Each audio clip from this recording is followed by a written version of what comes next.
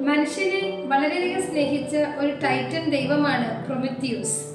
ഇദ്ദേഹം എത്രമാത്രം നമ്മളെ സ്നേഹിച്ചു എന്ന് മനസ്സിലാക്കണമെങ്കിൽ ഇദ്ദേഹം അനുഭവിച്ച യാതനകളെ കുറിച്ച് നമ്മൾ മനസ്സിലാക്കേണ്ടതുണ്ട്.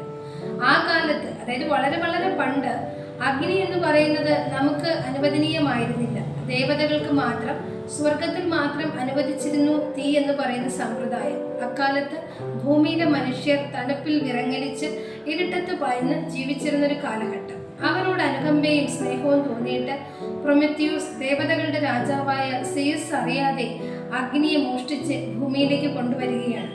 ഇതറിഞ്ഞ സിയസ് പ്രൊമിത്യൂസിനെ വെറുതെ വിടുന്നില്ല. പ്രൊമിത്യൂസിനെ ബന്ധനസ്ഥനാക്കി അദ്ദേഹത്തിന് ഇരുമ്പ് ദണ്ടുകൊണ്ട് ബന്ദിയാക്കി മാറ്റുന്നു. തുടർന്ന് സിയസ് അവരോധിക്കുന്ന ഒരു കഴുകൻ എല്ലാ ദിവസവും രാവിലെ വന്ന് പ്രൊമിത്യൂസിന്റെ കരളിനെ കൊത്തിപ്പറിക്കും.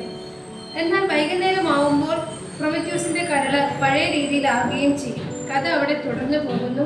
എന്തുകൊണ്ട് ഈ കഥ പറഞ്ഞു എന്ന് വെച്ചാല്, മറ്റുള്ളവർക്ക് വേണ്ടി തന്റെ കരൾ ദാനം ചെയ്യുന്ന ഒരു മനുഷ്യൻ ഇത്രമായ തീവ്രമായ വേദനയിൽ കടന്നു പോകണമെങ്കിൽ അയാൾ എത്രമാത്രം മനുഷ്യരാശിയെ സ്നേഹിച്ചിരുന്നു എന്ന് നാം ചിന്തിക്കണം. മറ്റൊരുവന്റെ വേദനയിൽ ആർക്ക് തന്നെ ചിന്തിക്കാൻ സാധിക്കുന്നുവോ അവിടെയാണ് ഒരു മനുഷ്യൻ വേറിട്ട് ചിന്തിക്കാൻ തുടങ്ങുന്നത്. സാധാരണ മനുഷ്യരിൽ നിന്നും അസാധാരണനായി മാറുന്നതും അവിടെ തന്നെ.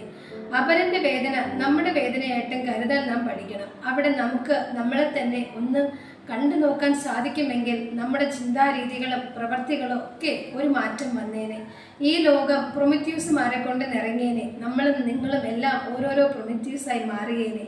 പ്രൊമിത്യൂസ് എന്നത് വെറുമൊരു കഥാപാത്രമാണെങ്കിലും നമുക്ക് ജീവിക്കുന്ന പ്രൊമിത്യൂസ് ആകാൻ ശ്രമിക്കാം.